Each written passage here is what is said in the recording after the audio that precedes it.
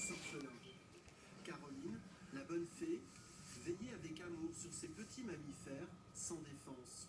Mon travail en tant que bénévole consiste à venir s'assurer que nos pensionnaires hérissons sont en bonne forme. Donc tout simplement, on va changer les croquettes, changer l'eau, et ensuite on va changer la paille de leur petite boîte et s'assurer qu'ils sont en bonne forme. Cette maison de convalescence pour hérissons est située à Saint-Prix, à 15 km à vol d'oiseau de la Tour Eiffel. Saint-Prix est une commune, si vous voulez, assez étendue, très verte, beaucoup de jardins, beaucoup de forêts, d'espaces naturels, d'anciens vergers, des vignes, on en parlait.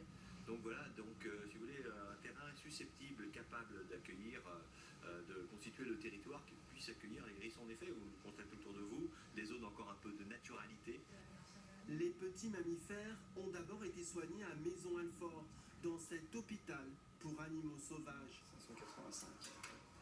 Ici, chaque année, c'est plus de 200 hérissons qui sont sauvés par des mains expertes.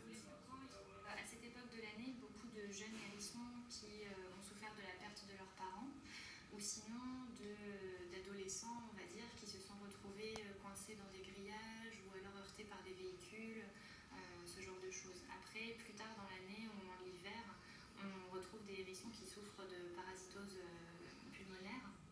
Retour à Saint-Prix. Au bout de quelques semaines, les hérissons se seront réadaptés à la vie sauvage. Ils seront alors relâchés.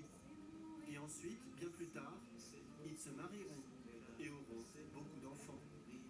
Et l'association dont il est question dans ce reportage lance un appel aux dons. Vous trouverez toutes les informations la concernant sur notre site internet. Si vous passez